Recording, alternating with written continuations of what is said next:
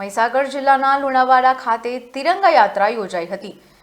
ભારતીય સેનાના સન્માનમાં યોજાયેલા તિરંગા યાત્રામાં કેબિનેટ શિક્ષણ મંત્રી સહભાગી બન્યા હતા। ત્યારે પંચમહાલના સાંસદ રાજપાલસિંહ જાદવ, બાલાસિનોર ધારાસભ્ય માનસિંહ ચૌહાણ, મહીસાગર જિલ્લાના ભાજપ પ્રમુખ દશરથ બારિયા, નગરપાલિકાના પ્રમુખ કીર્તિ પટેલ સહિતના આગેવાનો તિરંગા યાત્રામાં જોડાયા હતા।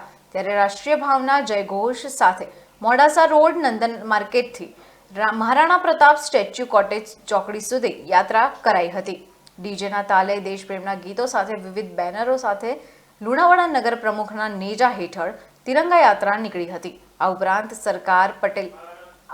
સરદાર પટેલના મહારાણા પ્રતાપના સ્ટેચ્યુને ફૂલહાર પણ અર્પણ કર્યા હતા। આ યાત્રામાં ખૂબ જ મોટી સંખ્યામાં નગરજનો જોડાયા હતા।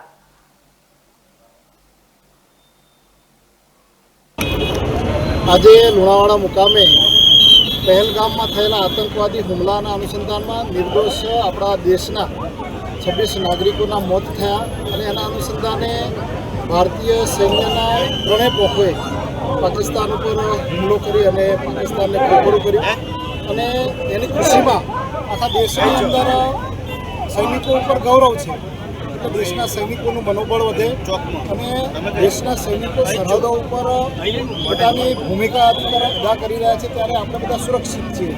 દેશના સૈનિકોનું મનોબળ વધે એને લઈને આજે લુણાવાડામાં બધા જ ધર્મ અને સંપ્રદાયના લોકો, બાળ ગોપાળ તમામ રાજકીય પક્ષો આ તિરંગા યાત્રાની અંદર જોડાયા હતા અને એક એકતાની મિસાલ મહીસાગર જિલ્લાએ પૂરી પાડી।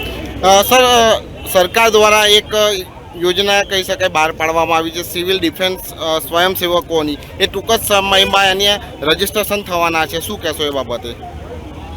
રજીસ્ટ્રેશન શરૂઆત થાય તો કહેશું અને આ જે છે આર્મીને લઈને જે કોઈ કામગીરી થઈ રહી છે તો ઘણા વખત સરકાર કરે એના ઉપર પ્રશ્નો ઊભા કરવામાં આવે છે સૈન્યની અંદર।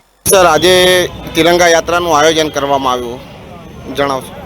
મહીસાગર જિલ્લા ભાજપ પાર્ટી તમામ કાર્યકરો, સરકારી સંગઠનો, સેવાભાવી સંસ્થાઓ બધા ભેગા થઈ અને આજે તિરંગા યાત્રાનું આયોજન કરવામાં આવ્યું છે।